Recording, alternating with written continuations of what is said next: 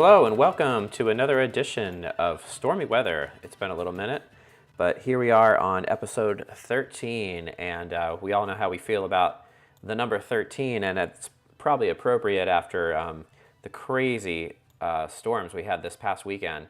We're going to get into that in a minute, but first, a couple of important things. First of all, happy St. Patrick's Day. It is a little early, but I'm going to wish you it early the day before, and hope you all are having a nice time with your family and celebrating your heritage or whatever you're doing for St. Patrick's Day. Getting on some green and just enjoying yourself with your family and friends. Hope that's going well for you. As you know, we are based here in Bluffton, South Carolina, the Low Country.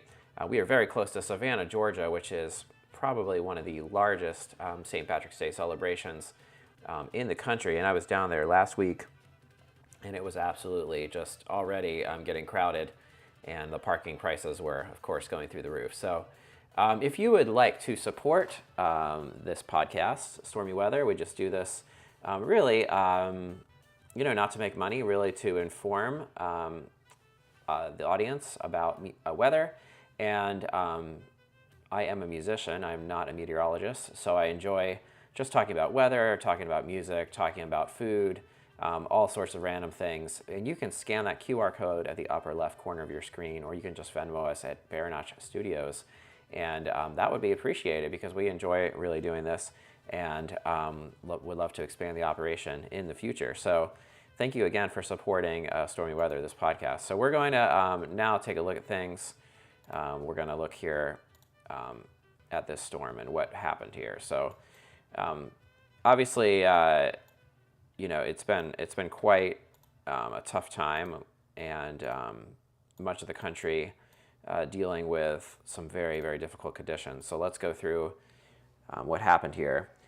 In our previous episode, I actually mentioned this storm and the barometric pressure being at the level of a Category 2 hurricane, and that actually, those long-range forecasts are actually pretty amazing because we recorded that well before the storm happened, and it turned out to be quite accurate, and unfortunately. So, just devastating. I think, it's rare to have a tornado outbreak that has these type of fatality numbers, but 36 unfortunately perished from this storm, which is actually absolutely terrible. I actually remember a similar outbreak in April 2011. I was actually traveling and with my family, and was traveling up through North Carolina, and actually left in the middle of the night and continued to travel. And the next morning, a tornado hit the very area that we were staying in North Carolina. So that was quite shocking. So that was a pretty close encounter. So definitely our prayers go with everybody in this region. So we'll kind of scan through this article, and this is actually from a British newspaper, The Guardian, and they sometimes have better coverage than our local weather and news. So, yes, portions of Pennsylvania, New York. Yes, anyway, most of the tornadoes that broke out were really in this deep south, Dixie Alley, what they call it. There's some of the pictures here. Missouri had the largest amount of deaths, 12 fatalities with 5 different counties. And I was actually watching another weather podcast the other night, and it was constant tornado warning, just continuous. Butler County, 500 homes, a church and a grocery store destroyed, a mobile home park totally destroyed. Awful. I unfortunately think that death toll is going to go up in the days to come. Tylertown, Mississippi was hit particularly hard. We're going to see a video of that in a minute here. Just hard to really understand the devastation without being there, living it. And so, if you know someone in this area, or if you know of a charity that can help this region, I just would encourage you, everybody watching this, to do what you can. I think that also this just shows the importance of forecasting, of really making sure you have the alerts on. And when there is a tornado warning, take it seriously, because it's not just, meteorologists are not just guessing. That they either have spotted a tornado or they see rotation strongly suggesting a tornado is about to hit the ground. So we'll also see this in a minute, but not only was there tornadoes and wind and hail, but dust storms. There was fires, probably underreported because they reported a lot more about the tornadoes, but the fires in Oklahoma and Texas, absolutely unbelievable. Stillwater, Oklahoma, we're going to look at that in a minute. Just absolutely devastating. So going here to Wikipedia, they actually do a fairly good job of talking about these outbreaks as they're kind of happening in real time. As you can see here, 31 tornadoes in the outbreak, March 13th to 16th. And EF4 was the strongest. Wow, 190 miles per hour, Diaz, Arkansas. Get an idea of where that is within Arkansas. Largest hail, Missouri, Kentucky, and Georgia. Surprised about Georgia, but yeah, certainly the interior sections of the South in particular were really hit hard. Rolla, Hartville, not sure if I said that correctly. It's in Missouri, and then Arkansas. And EF3, Poplar Bluff, Missouri. And then, as you can see here, they sometimes issue this statement, which is more, it's a higher level than a tornado warning, which is hard to believe, but it's called a particularly dangerous scenario or particularly dangerous situation, PDS warning there. And you can see, if you follow the SPC, the Storm Prediction Center, this is a very, very high chance of a tornado whenever you see red on these maps. You can see some of this footage here. Incredibly, incredibly dangerous in that area. Wow, unbelievable. Just seeing some of these images. And so you guys can read through this on your own. I'll put a link to this, and we'll update the description and put a link to this. You can read through this on your own, but you can really see the instability causing just an absolutely terrible outbreak here. Here we go. Yeah, where we're talking about the late morning of March 15th, a PDS tornado watch was placed over parts of Louisiana and nearly all of Mississippi. And that's when there's going to be just a complete outbreak of tornadoes. This is wild. So this storm actually started in California, coming off the Pacific Ocean, and there was an EF0 tornado. Did not even realize that. That's wild. And then moving here into the Midwest, Missouri, getting really severe here into Arkansas, and then continuing into March 15th, Saturday. This is the one that hit Tylertown and Gordo, a large wedge tornado, which is in the Tuscaloosa region, near where the University of Alabama is. And yeah, just awful. Today, in our area, we actually had a tornado watch, but a lot of the convective action had kind of died down by the time it got here.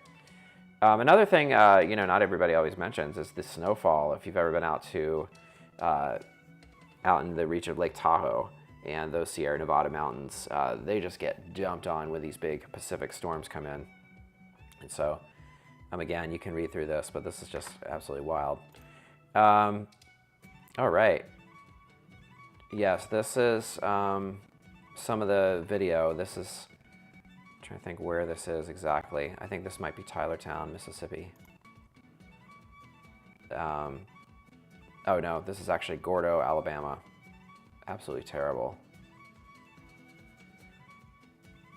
Wow.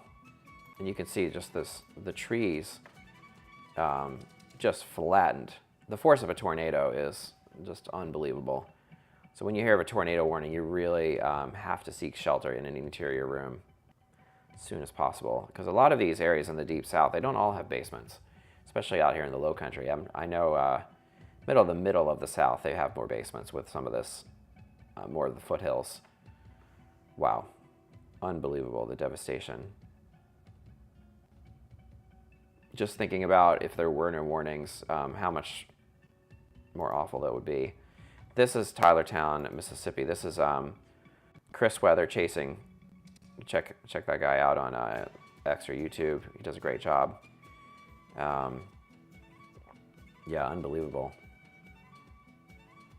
Just complete devastation. Just throwing around these objects like they just don't weigh anything. It's also interesting if you look, some of these trees totally untouched, and then ones next to it completely destroyed, flattened. These trees over here, really not that bad, but right here, wherever these homes were, just absolutely demolished. Just praying for the people that were in this path of the storm. Unbelievable drone footage.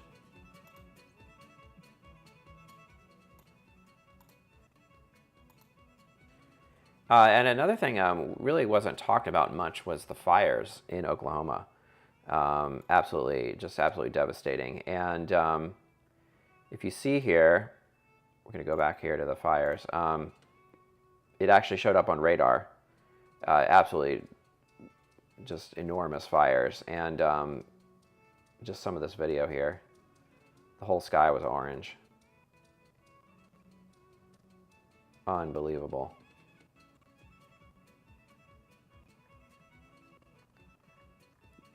This one, this is quite a striking image here.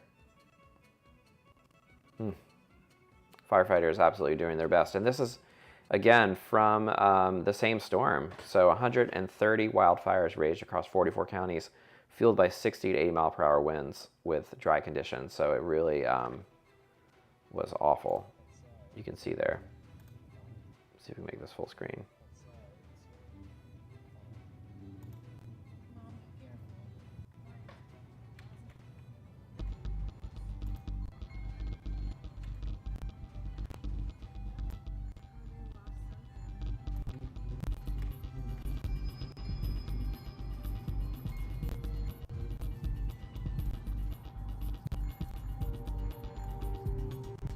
Wow.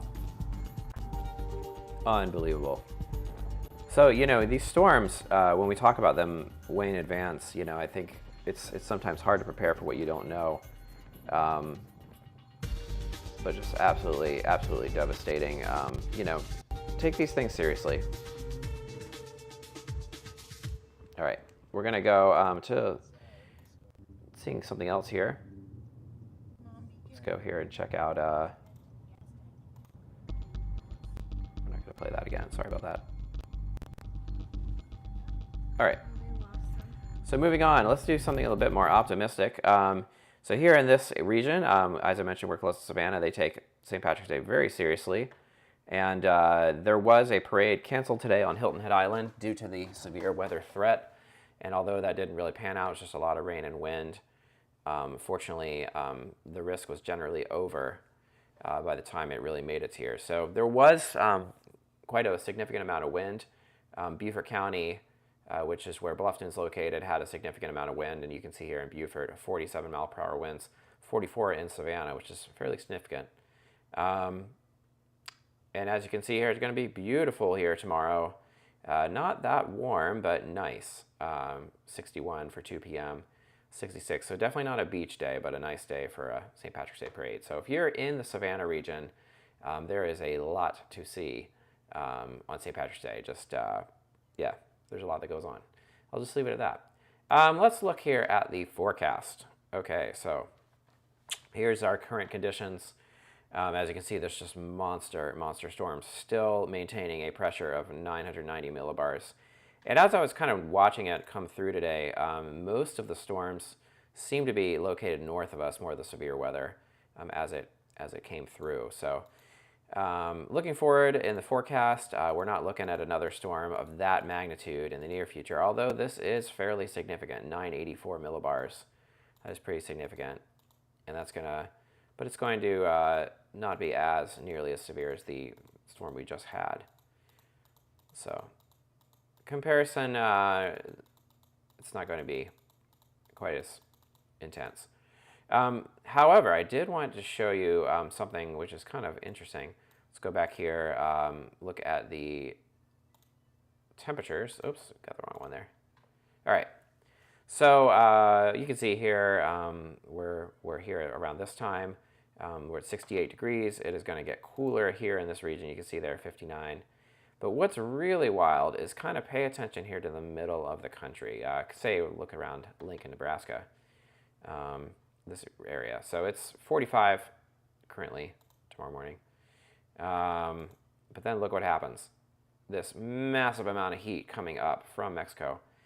All the way pretty much almost to North Dakota. We got South Dakota here at 63, but then only a few miles away, I mean, relatively speaking, 39 degrees, and then tremendously cold as you get to Canada. So this is not that particularly far of a distance. And look at the temperature variation, and then watch what happens here as we move forward. So this is tomorrow evening. Tomorrow during the day, it's going to be very warm, actually warmer in this part of the country than where we are, which is really wild. And then as you look here, let's let's check this out. So as we get into Wednesday, temperatures get very chilly. Go back here, look at that. Down in that region, 31, 36, very chilly. Negative temperatures in Idaho, right there in the mountains, -7. So again, let's go to where we are now. You know, they're close to 30 degrees in that region, and then going down to -7. That's a temperature change of, you know, massive temperature change. We can actually look at this, the temperature anomaly, which is kind of fascinating. So there you go. You can kind of see that heat wave here on Monday up here into the middle of the country, and then watch what happens into Wednesday. Just this crazy cold front coming through all the way down here into behind this next low pressure system. So generally that's kind of what's been happening, is we have warm, moist air obviously in the front of the storm, and then at the back, very cold, cold front there. So yeah, look at that. That's very chilly for that region. I don't know if it's going to quite make it here. Yep, there we go.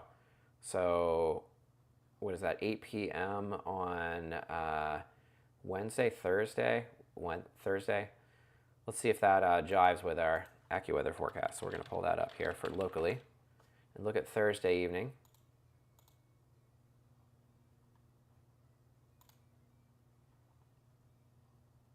Yeah, 42 degrees Thursday night. That's wild. So 70 during the day, but then down to 42. So that'll be chilly. So always good to prepare. Anyway, I wanted to end, let's get the Irish music happening again here. Wanted to end with something a little more positive. It's been a tough weekend of weather. So I used to live up in New Hampshire, and this was a region I really enjoyed being a part of. This is Jackson, New Hampshire. This is a beautiful area, lots of skiing, lots of hiking. Near this is what we call the Mount Washington Valley, this whole region. And having been to Boston many times with a lot of great Irish restaurants, you may not expect a great Irish restaurant in the middle of the mountains, but this is a great Irish restaurant, so I wanted to highlight it. And if anybody from that region's watching, yeah, you can attest to this. So this is the Shannon Door. This is in Jackson, New Hampshire. And also, one may not associate pizza with Irish food, but it is phenomenal. Their pizza is amazing. I really enjoy it. It's a great place to have a brew. It's a great place to listen to Irish music. It's a great place to hang out. There you go. Look at that place. Amazing. Lots of area to sit. There's your shepherd's pie. Absolutely incredible. More pizza. All sorts of great stuff. They got ice cream. So if you're in Jackson, New Hampshire, definitely go check out the Shannon Door, and highly recommend it. Great live music, great food, particularly really, really, really great pizza. So go check that out up in Jackson, New Hampshire. And I hope you've had a great, I hope you have a great time with your family. And I hope, again, you can help out those in need. If you would like to support this podcast, again, you can scan the QR code up here in the upper left corner, or you can Venmo us at Bear Notch Studios. Until next time, we will see you later. Thanks for watching Stormy Weather.